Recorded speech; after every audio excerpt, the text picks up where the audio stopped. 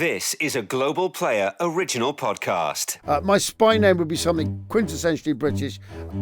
Special Agent Tickler. I love that.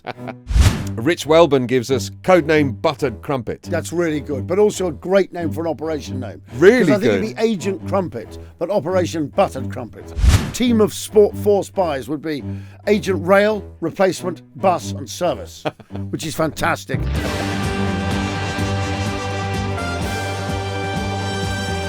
Welcome to Bloomin Legends, the extra legendary bit. This is where we look at your own legendary exploits. Like I always say, for every Bloomin Legends extra legendary bit, could be your dad, could be your granddad, could be your uncle, could be your mum, could be your granny, could be an aunt, could be something that's happened on Stag Night, which is proving very, very popular. Could be something that just happened on a random day at the races, or when you went on a coach trip across South America, you went to Africa and something legendary happened with one of your party. We don't mind as long as it's legendary. Please get it into Bloomin Legends at global.com. That's Bloomin Legends at global.com. The main Bloomin Legends, the podcast. That drops on a Wednesday, but you've got here. Gav, you describe it as being like the... It's the cheese board. It's a Sunday cheese board. Of the main course of Yes. the Bloomin Legends. You take this podcast through in the sort of war film slot. Absolutely. Sunday afternoon. Sunday, winter. It's made for war films. Absolutely right. It's only on the Lord's Day that our minds must turn. We want to see dams being blown up. We want to see dams being blown up. We want to see cable cars. war films with no blood in them. None From at all. No. From that era. Yeah, even though they've been strafed with a Sten Oh, gun. absolutely. It's nothing. Nothing at all. Just fall over. Same as Westerns. That's Just nothing at all. Didn't do any of it. He's just been shot. There's just a hole in the shirt. He's dead. That's it. And that's what people don't need the blood. You don't need all that. No, you don't. Especially not if you've been to war. So, Gav, what do we got? Well, during this extra legendary bit, Johnny, we do have to point out that it has come to our attention that one of the Clibbards has gone missing.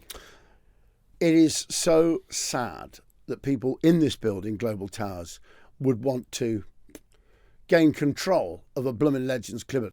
I hope there's no one in the building who's going to pass themselves off as a Bloomin Legend dear. No. And try and do their own podcast. Now they have the means to do it. Right. You know? They do. I mean, Imagine that. It's like the Arthurian sword. When it comes to my turn to do some of these Bloomin Legendary anecdotes, can I borrow your Clibbard? You'll have to. Okay. You'll have to. I shall transfer the Clibbard to your hands. I shall lack authority without it. What do you got? Okay, so this is a message from Dermot. He starts us off. Good morning, chaps.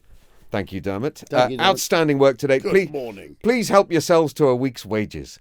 Nice. An apt comment from which my dad used frequently. Nice. Please help yourself to a week's wages. Yes. I would like to see if you think I have a legendary father or this is a woodworking disaster. Okay. My old pa was a self-proclaimed master of the art of kitchen tabletop joinery, which basically meant all his projects were executed on our best kitchen table, Yes. much to my mum's dismay.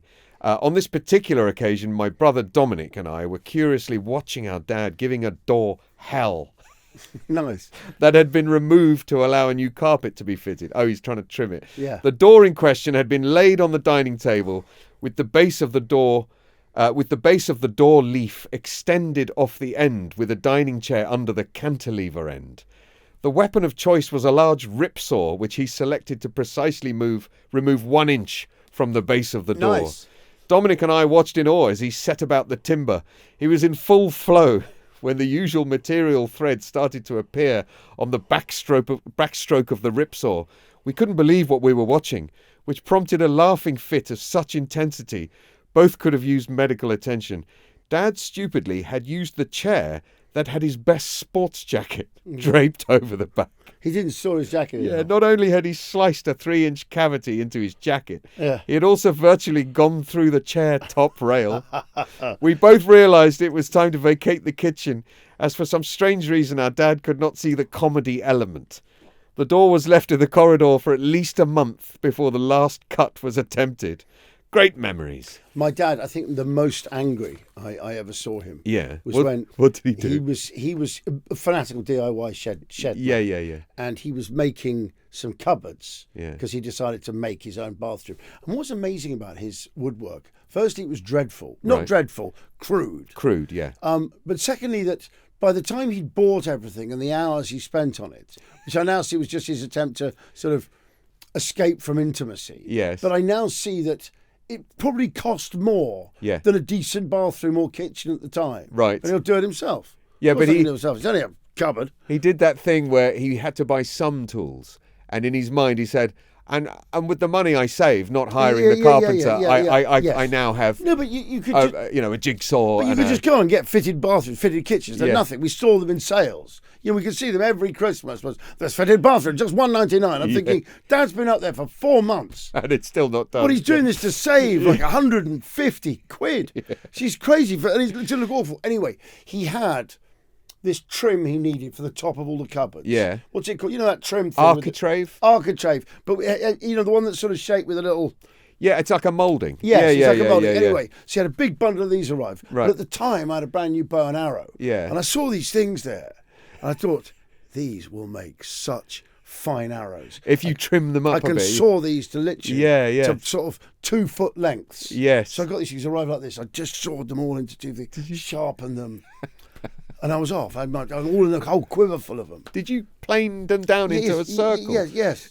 No, it didn't really matter. Yeah. They were quite. It was like doweling. Okay, with a little trim on them. I've got you. But Yeah. But that was perfect. So for you the just end took bit. that little bit off, it was and just, it was like an yeah. arrow. It was like, imagine the tip of a normal arrow. It was like that all the way down. Wow. I didn't care because I just had to put a notch in the end. Yeah. It's going to be perfect. I didn't mind about the flight. And were they good arrows? Fantastic? Were they? Yeah. So I was just firing them all around the garden. I was only about 9. Oh, really? Okay. I was firing them everywhere. Yeah. And my dad came back and he was just like, he saw me firing. So I sort of fired one up and it landed near him. And he picked up, he was really sort of smiling. And then I remember him looking at it thinking, hello. When do I recognise exactly this word? Hello. This is my architraving. Yeah. When do I recognise exactly this? He went mad. Did he? He was so, because he'd been waiting for ages for it, he said. Oh. He just went mad. Oh, no. And he was like, really, because it's really, and honestly, He was cross, yeah. he tried at first to put the trim, in those legs. It just looked awful. Of course it did. He tried to make do. It's really, but anyway, I went up because he was livid. He Yeah. really shouted at me. Yeah. One of the most cross I've ever seen him. Yeah. So, in an effort to apologise, I bought him a Kit Kat, which I took up with his tea from Mum to the bathroom where he's doing the trimming. Yeah. And I put it down like that, and I put the Kit Kat there. And I sort of stood there in silence, and he looked at me and just went, sod off. And that was his way of calming it all No, it down. wasn't. No, He was still cross. Yeah, just sod off. No, he was still pissed off. A 9-year-old. No, that's the thing. Sod off. I tell people that story, they smile warmly. I go, no, it wasn't a nice warm moment. No, wow. He just went, literally, I put it down there, he just went, oh, sod off. Bloomin' kid. No, he's still livid. Anyway, here's one from Ben in Hereford. Oh, brilliant. Is it my turn? You should take the clibbard. Clibbard, received. I have control. Anyone who's been in the RAF cadets will get that. Okay, this is from Ben from Hereford. Gentlemen, I trust this finds you well. Please keep starting them with things love like that. those. We really like that. Here's a personal story from my recent lads ski trip to Zermatt.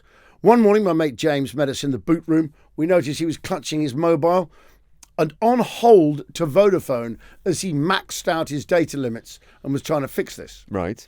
The hold music was blaring on the speaker on the phone the entire time as he got into his kit, stomped with us to the lift, boarded the lengthy gondola to the top of Zermatt, and after 25 minutes, just as we slid to the top of the slope, they finally answered. I got to say, going up a mountain is a really high-risk time to do this. Yeah. It's almost legendary. Yeah, it I can is. just do that. Well, I know it takes a long time. Yeah. But you get the chances of losing the signal there. Right. I know you're going higher, but I don't know. It seems very cavalier. Anyway, James, honouring the holiday rule of no faff at the top of a run, manly, reassuring, and not wanting to hold up the group, he decided he'd waited too long to hang up now. Yeah. So he tucked away both ski poles under one arm and continued his conversation with the customer service agent as we slipped over the lip of a very long, steep black run. No way. Fantastic.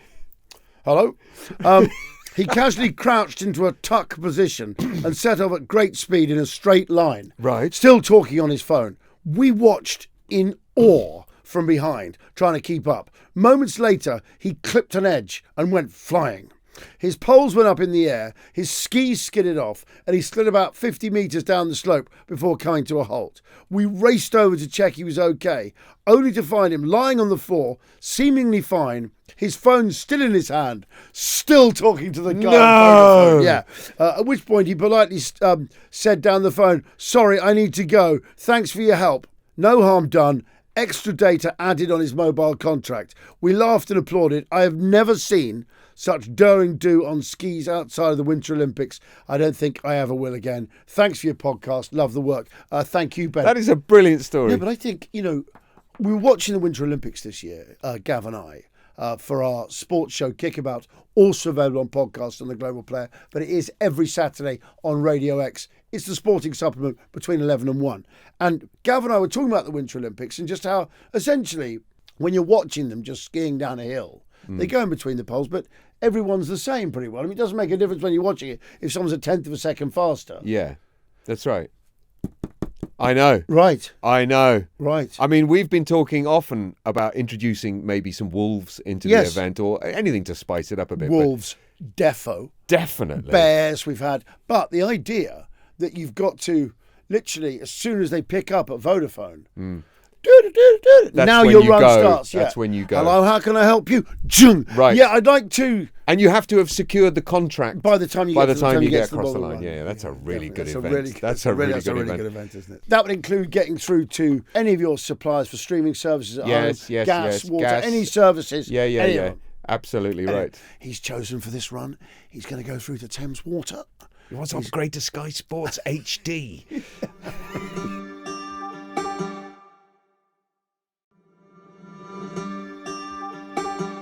Gav. Yes. You have control of the Clipboard. I have control. Thank you. This is a quick one from Andy. He says, "Hello, gents. Just a quick memory about the footballing Bloomin Legend George Best. I was in Belfast where I saw the greatest T-shirt ever. What was it? It had the following printed upon it. Pele good, Maradona better, George Best."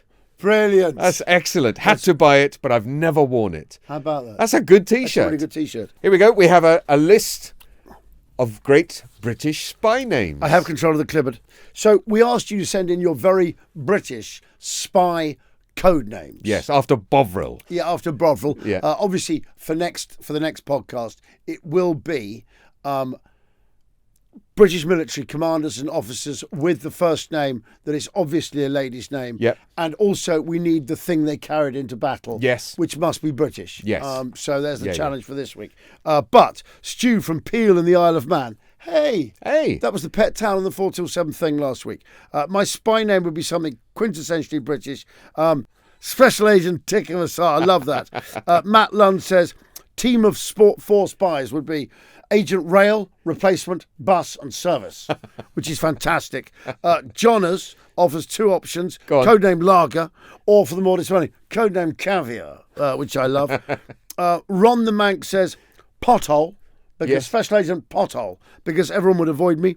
Banjax Tills went with Special Agent Dog's Bollocks, which is a great one. It's a great one. And the Certs official suggested Special Agent Sir Porky Pie. Thank you very much. Gav, you got another batch of these. Those are all really good, incidentally. Excellent. So Barry Burr gives us PG tip-offs. That's really good. Very Special good. Agent PG tip-offs. Absolutely. Fantastic. John B. Sylvester gives us Gentleman's Relish. That's really good. Codename Relish. Yeah, codename Gentleman's Relish. Luke, 166 Luke FJ gives us codename 99 with a flake. That's really good. Ashley went with Agent so British, Agent Snicket. Do you know no one knows why it's called a 99? No, that's right. No one knows. Because they weren't 99p at the time, obviously. Nope. No one knows. It's not 99 grams of ice cream. I mean, someone did speculate that maybe the 99 just came from an era when everything was 99. Yeah. Just 99. Yeah, 199. yeah. Do you know why originally in American shops started charging 99 cents for things and making everything something 99? Was because that's everything in the whole shop. Because then they could tell how many sales they'd made that day. Because they knew for every sale there'd have to be 1 cent change. Right. Yes. for each thing people bought. So it was a stock taking. Yes. It was an account taking Right. technique, not a way to Yes, pretend it's. I mean, I don't know what happens then if someone buys two things Yeah. for 99. Yeah. But so wherever it was in a shop where people bought one thing costing 99, or maybe everything you bought got its. But that's what they did. I didn't realise. Yes. I always laugh when it's like a house or Yes. a car because Yeah. they try the same thing, but it's with like 9 digits. Yes. Just 49999959. It's just Yeah, you loads start of money, you think but they end with a 9. I know that's 50,000. Yeah, that's right. Yeah, we can And tell. there's a pound back side. That's right. Yeah, Yeah, after yeah. your Yeah. £400,000. But originally, it's under that. But actually, that wasn't the reason. That's what I heard. Do argue below. Go on, Gav. Sparky 1977 has 2 good ones. He's got Agent Brass Buckle Yes, and Agent Hamper. that's which fantastic. is very good. Agent Hampers, really. And good. these would work as operations as well. Yeah, Now yeah, we've yeah. been talking about Operation Yes. Market Garden. Yeah, Operation Hamper. Rich Welburn gives us codename Buttered Crumpet. That's really good, but also a great name for an operation name. Really 'Cause I think good. it'd be Agent Crumpet, but Operation Buttered Crumpet. That's right. Definitely. Yeah. Johnny M92 suggests Winchester Cathedral. That's really good. I think that's an aeroplane, isn't it? Yes. What? A Winchester Cathedral. You're wrong, Gav. A 4-engine. It was a motorcycle in the 20s. That's right. You must remember the Winchester Cathedral. And Jimmy Wookie goes for Agent Beef Dripping. I like beef dripping. Thank you so much for all of those. As I say, this week we need officers, name, rank and number. We need officers with, obviously, a woman's first name, but also, please, what do they carry into battle, just to be... Eccentric, yeah. Well, you're not going to ever beat Jack Churchill, but as British as Alison Digby Tatham Water, the subject of episode 62 of Bloomin Legends. Get in touch with any of those, bloominlegends@global.com. You can also drop a comment below or at Bloomin Legends on TikTok or Instagram. We will speak to you on Wednesday with the arrival of the next instalment of Bloomin Legends. This has been a Global Player original production.